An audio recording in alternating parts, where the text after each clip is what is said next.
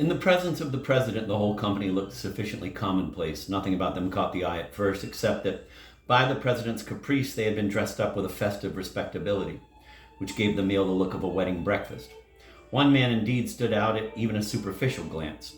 He at least was the commoner garden dynamiter. He wore indeed the high white collar and satin tie that were the uniform of the occasion, but out of this collar there sprang a head quite unmanageable and quite unmistakable. A bewildering bush of brown hair and beard that almost obscured the eyes like those of a Skye terrier.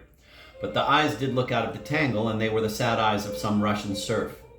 The effect of this figure was not terrible like that of the president, but it had every diablerie that can come from the utterly grotesque. If out of that stiff tie and collar there had come abruptly the head of a cat or a dog, it could not have been a more idiotic contrast.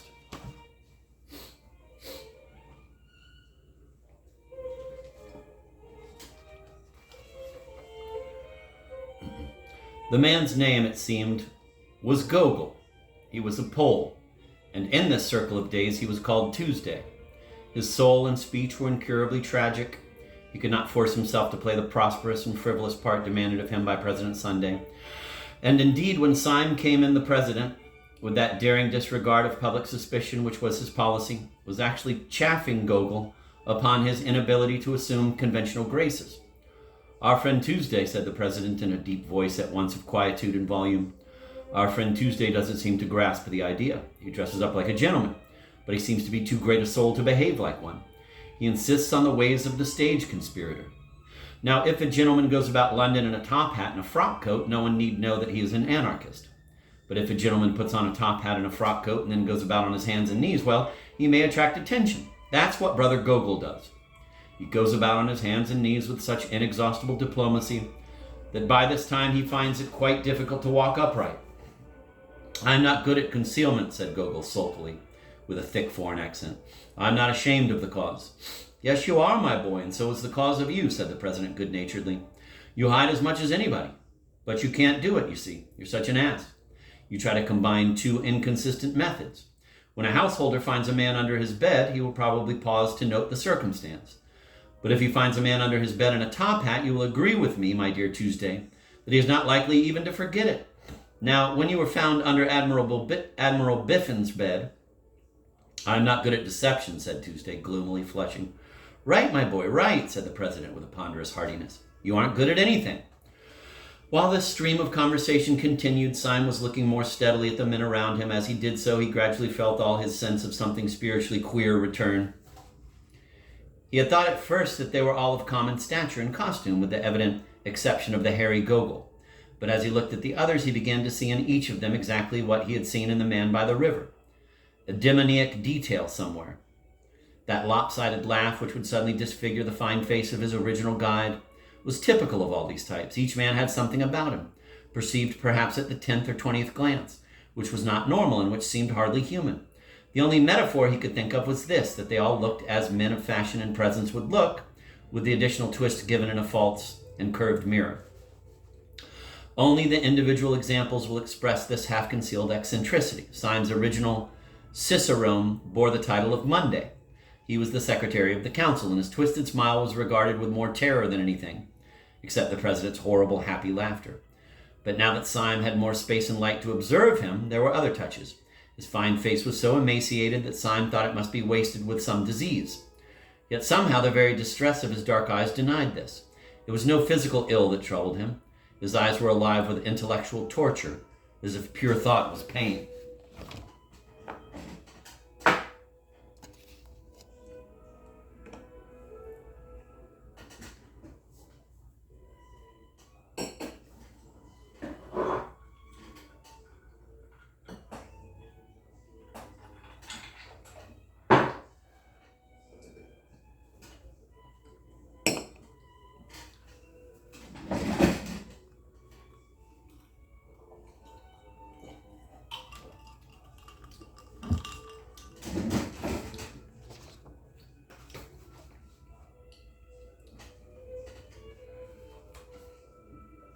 He was typical of each of the tribe.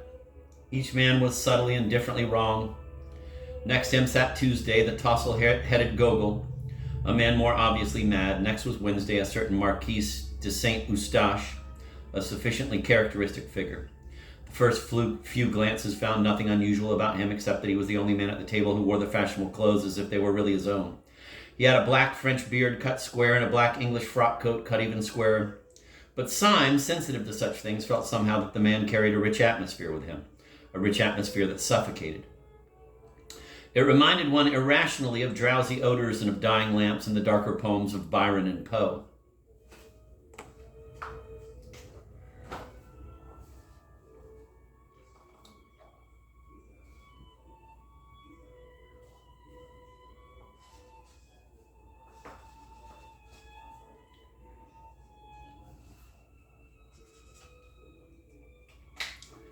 With this went a sense of his being clad, not in lighter colors, but in softer materials. His black seemed richer and warmer than the black shades about him, as if it were compounded of profound color. His black coat looked as if it were only black by being too dense a purple. His black beard looked as if it were only black by being too deep a blue. And in the gloom and thickness of the beard, his dark red mouth showed sensual and scornful. Whatever he was not a Frenchman. He might be a Jew. He might be something deeper yet in the dark heart of the East.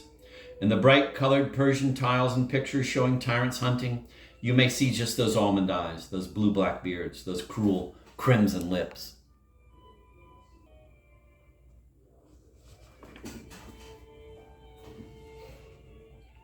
Then came Syme, and next a very old man, Professor de Worms, who still kept the chair of Friday, though every day it was expected that his death would leave it empty. Save for his intellect, he was in the last dissolution of senile decay. His face was as gray as his long gray beard. His forehead was lifted and fixed finally in a furrow of mild despair. In no other case, not even that of Gogol, did the bridegroom brilliancy of the morning dress express a more painful contrast. For the red flower in his buttonhole showed up against a face that was literally discolored like lead.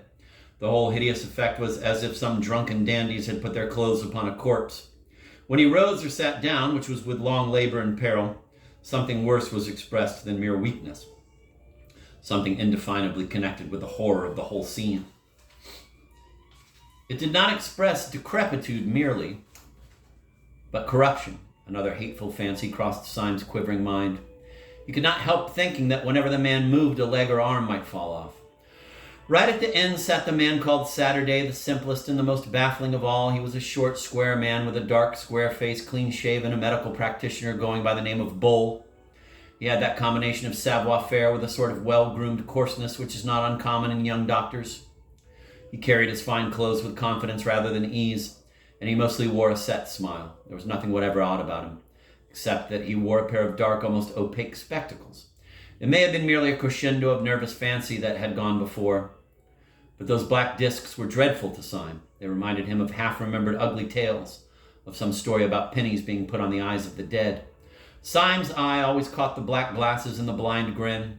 Had the dying professor worn them, or even the pale secretary, they would have been appropriate. But on the younger and grosser man, they seemed only an enigma. They took away the key of the face. You could not tell what his smile or his gravity meant. Partly from this, and partly because he had a vulgar virility wanting in most of the others, it seemed to Syme that he might be the wickedest of all those wicked men. Syme even had the thought that his eyes might be covered up because they were too frightful to see.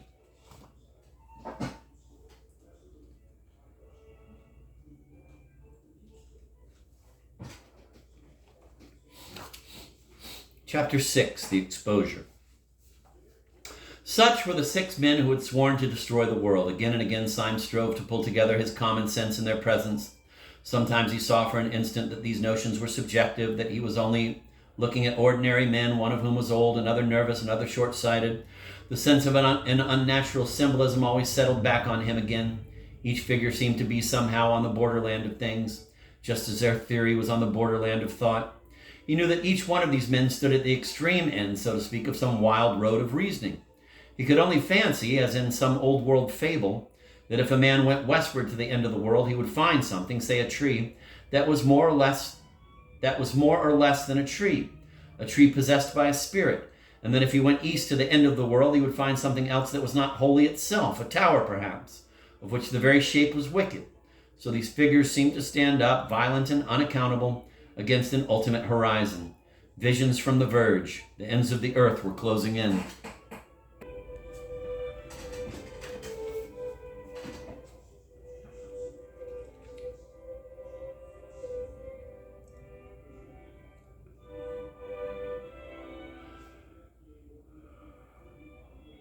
Talk had been going on steadily as he took in the scene, and not the least of the contrasts of that bewildering breakfast table was the contrast between the easy and unobtrusive tone of talk and its terrible purport. They were deep in the discussion of an actual and immediate plot. The waiter downstairs had spoken quite correctly when he said that they were talking about bombs and kings. Only 3 days afterwards, the Tsar was to meet the President of the French Republic in Paris. And over their bacon and eggs upon their sunny balcony, these beaming gentlemen had decided how both should die. Even the instrument was chosen. The black-bearded Marquis, it appeared, was to carry the bomb. Ordinarily speaking, the proximity of this positive and objective crime would have sobered Simon, cured him of all his merely mystical tremors. He would have thought of nothing but the need of saving at least 2 human bodies from being ripped in pieces with iron and roaring gas. But the truth was that by this time he had begun to feel a third kind of fear, more piercing and practical than either his moral revulsion or his social responsibility. Very simply, he had no fear to spare for the French president or the Tsar. He had begun to fear for himself. Most of the talkers took little heed of him, debating now with their faces closer together and almost uniformly grave, save when for an instant the smile of the secretary ran aslant across his face as the jagged lightning runs aslant across the sky. But there was one persistent thing which first troubled Simon and at last terrified him. The president was always looking at him steadily and with a great and baffling interest. The enormous man was quite quiet, but his blue eyes stood out of his head, and they were always fixed on Simon. Simon felt moved to spring up and leap over the balcony. When the president's eyes were on him, he felt as if he were made of glass. He had hardly the shred of a doubt that in some silent and extraordinary way Sunday had found out that he was a spy. He looked over the edge of the balcony and saw a policeman, standing abstractly just beneath, staring at the bright railings and the sunlit trees.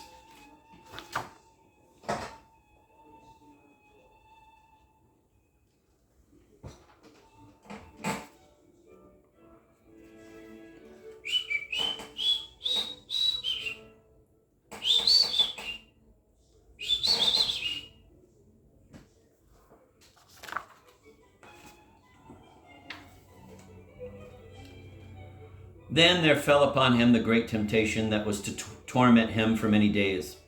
In the presence of these powerful and repulsive men who were the princes of anarchy, he had almost forgotten the frail and fanciful figure of the poet Gregory, the mere aesthete of anarchism.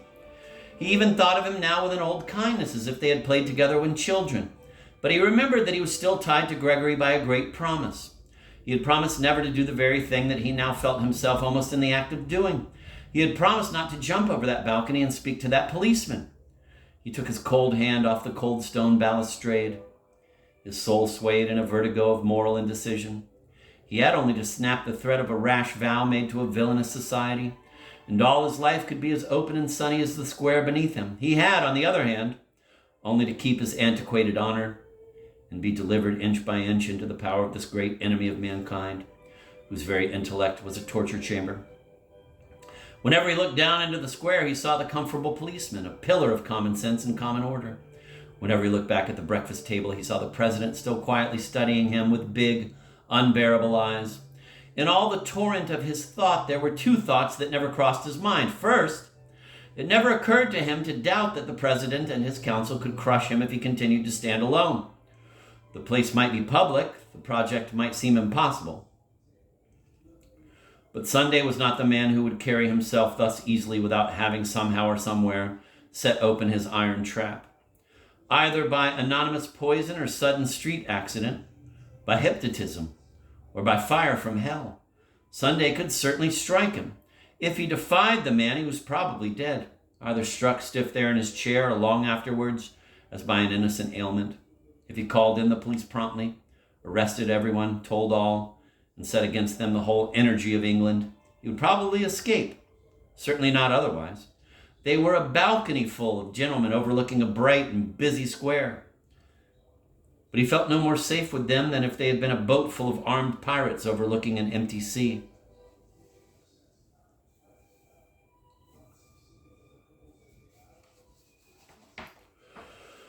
There was a second thought that never came to him.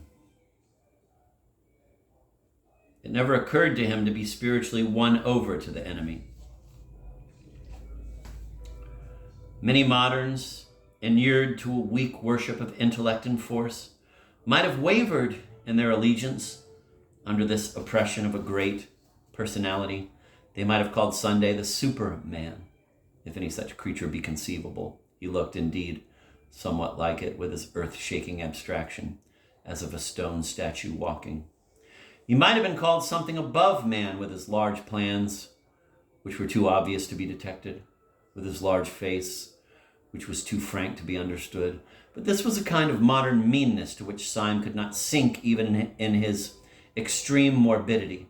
Like any man, he was coward enough to fear great force, but he was not quite coward enough to admire it.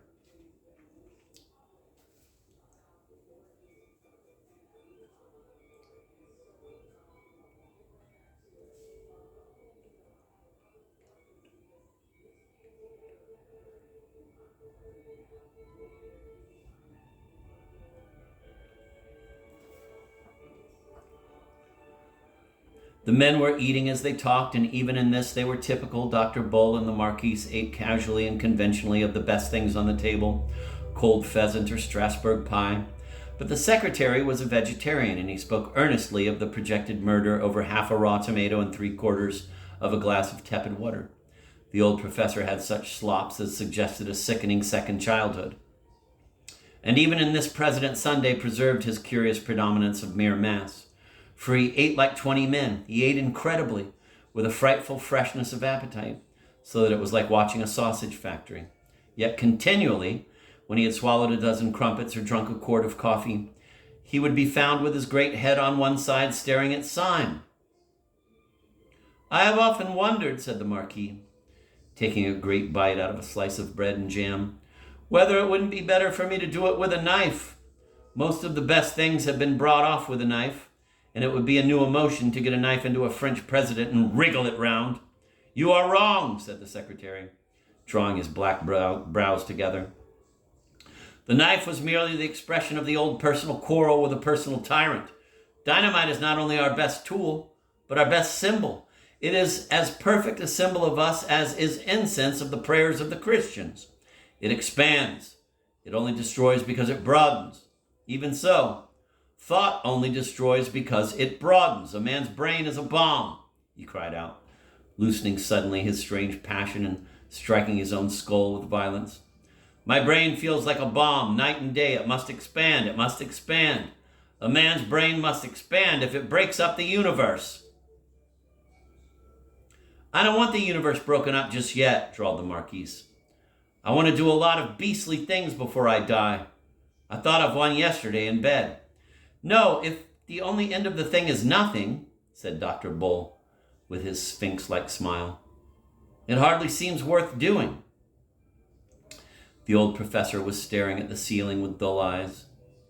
"Every man knows in his heart," he said, "that nothing is worth doing." There was a singular silence, and then the secretary said, "We are wandering, however, from the point. The only question is how Wednesday is to strike the blow. I take it we should all agree with the original notion of a bomb. As to the actual arrangements, I should suggest that tomorrow morning he should go first of all to—" The speech was broken off short under a vast shadow. President Sunday had risen to his feet, seeming to fill the sky above them. "Before we discuss that," he said in a small, quiet voice, "let us go into a private room. I have something very particular to say." Syme stood up before any of the others. The instant of choice had come at last. The pistol was at his head. On the pavement before, he could hear the policeman idly stir and stamp, for the morning, though bright, was cold.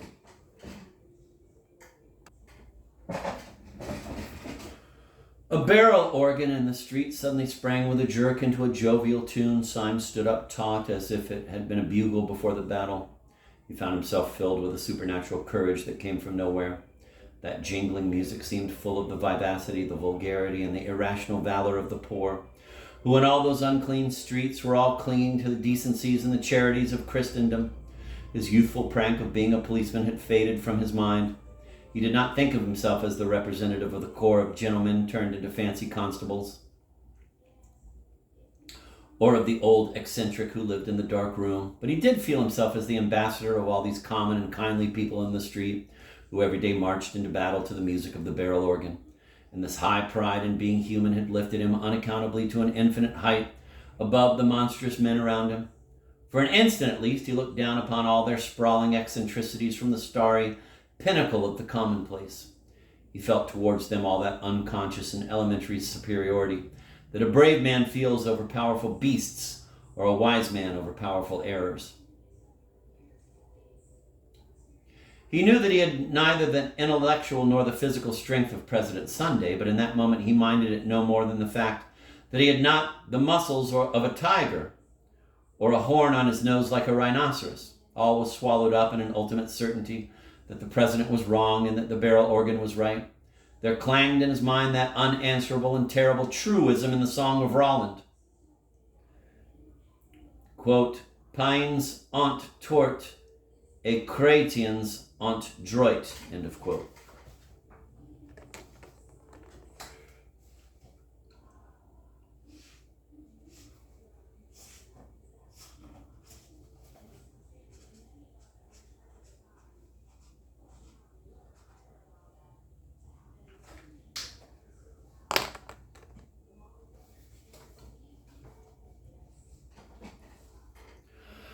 Which in the old nasal French has the clang and groan of great iron. This liberation of his spirit from the load of his weakness went with a quite clear decision to embrace death.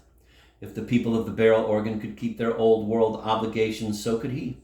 This very pride in keeping his word was that he was keeping it to miscreants. It was his last triumph over these lunatics to go down into their dark room and die for something that they could not even understand. The barrel organ seemed to give the marching tune with the energy and the mingled noises of a whole orchestra.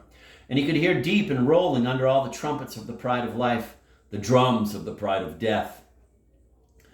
The conspirators were already filing through the open window and into the rooms behind. Syme went last, outwardly calm, but with all his brain and body throbbing with romantic rhythm.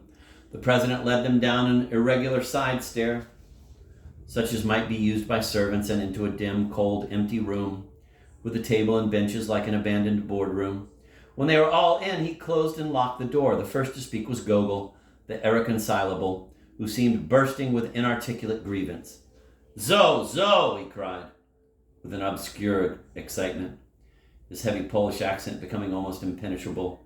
"You say you not hide. You say you show himselves.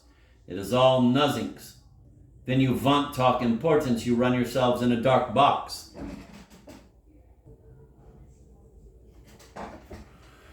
The president seemed to take the foreigner's incoherent satire with entire good humor. "You can't get hold of it yet, Gogol," he said in a fatherly way.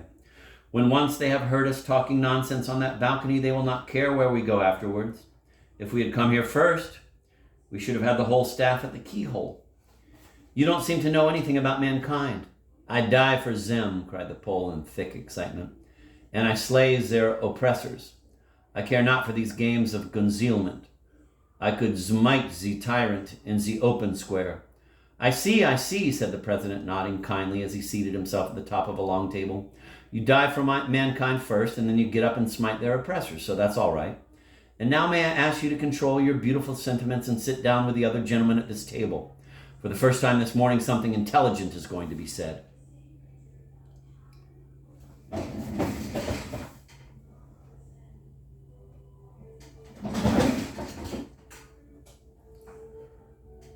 Syme, with the perturbed promptitude he had shown since the original summons, sat down first. Gogol sat down last, grumbling in his brown beard about Gombrowicz. Syme, with the perturbed promptitude he had shown since the original summons, sat down first. Gogol sat down last, grumbling in his brown beard about Gombrowicz. No one except Syme seemed to have any notion of the blow that was about to fall. As for him, he had merely the feeling of a man mounting the scaffold with the intention, at any rate, of making a good speech. "Comrades," said the president, suddenly rising. "We have spun out this farce long enough. I've called you down here to tell you something so simple and shocking that even the waiters upstairs, long inured to our levities, might hear some new seriousness in my voice. Comrades! We were discussing plans and naming places. I propose, before saying anything else, that those plans and places should not be voted by this meeting, but should be left wholly in the control of someone reliable member. I suggest Comrade Saturday, Dr. Bull." They all stared at him. Then they all started in their seats. For the next words, though not loud, had a living and sensational emphasis. Sunday struck the table. "Not one word more about the plans and places must be said about this meeting. Not one word more about the plans and places must be said at this meeting.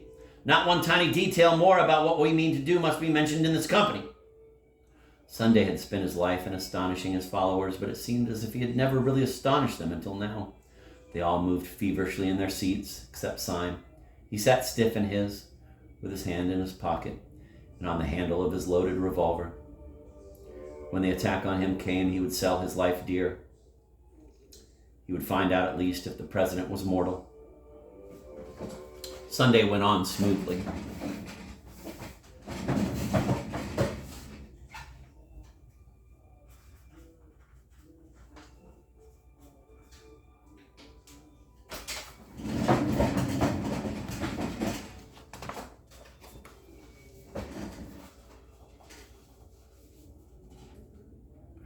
"You will probably understand that there is only one possible motive for forbidding free speech at this festival of freedom. Strangers overhearing us matters nothing. They assume that we are joking, but what would matter, even unto death, is this, that there should be one actually among us who is not of us, who knows our grave purpose, but does not share it. Who," the secretary screamed out suddenly like a woman. "It can't be!" he cried, leaping. "There can't—" The president flapped his large flat hand on the table like the fin of some huge fish. "Yes," he said slowly, "there is a spy in this room. There is a traitor at this table. I will waste no more words. His name—" Syme half rose from his seat, his finger firm on the trigger. "His name is Gogol," said the president. "He is that hairy humbug over there who pretends to be a Pole." Gogol sprang to his feet, a pistol in each hand. With the same flash, 3 men sprang at his throat. Even the professor made an effort to rise, but Syme saw little of the scene, for he was blinded with a beneficent darkness. He had sunk down into a seat, shuddering in a palsy of passionate relief. Chapter 7. The Unaccountable Conduct of Professor de Worms. "Sit down," said Sunday in a voice that he used once or twice in his life, a voice that made men drop drawn swords. The three who had risen fell away from Gogol, and that equivocal person himself resumed his seat. "Well, my man," said the president briskly, addressing him as one addresses a total stranger, "will you oblige me by putting your hand in your upper waistcoat pocket and showing me what you have there?" The alleged Pole was a little pale under his tangle of dark hair, but he put 2 fingers into the pocket with apparent coolness and pulled out a blue strip of card. When Syme saw it lying on the table, he woke up again to the world outside him. For although the card lay at the other extreme of the table and he could read nothing of the inscription on it, it bore a startling resemblance to the blue card in his own pocket. The card which had been given to him when he joined the anti-anarchist constabulary. "Pathetic Slav," said the president. "Tragic child of Poland, are you prepared in the presence of that card to deny that you are in this company? Shall we say de trop?" "Righto," said the late Gogol. It made everyone jump to hear a clear, commercial, and somewhat cockney voice coming out of that forest of foreign hair. It was irrational, as if a Chinaman had suddenly spoken with a Scotch accent. "I gather that you fully understand your position," said Sunday. "You bet," answered the Pole. "I see it's a fair cop. All I say is, I don't believe any Pole could have imitated my accent like I did his." "I concede the point," said Sunday. "I believe your own accent to be inimitable, though I shall practice it in my bath. Do you mind leaving your beard with your card?" "Not a bit," answered Gogol, and with one finger he ripped off the whole of his shaggy head covering, emerging with thin red hair and a pale, pert face. "It was hot," he added.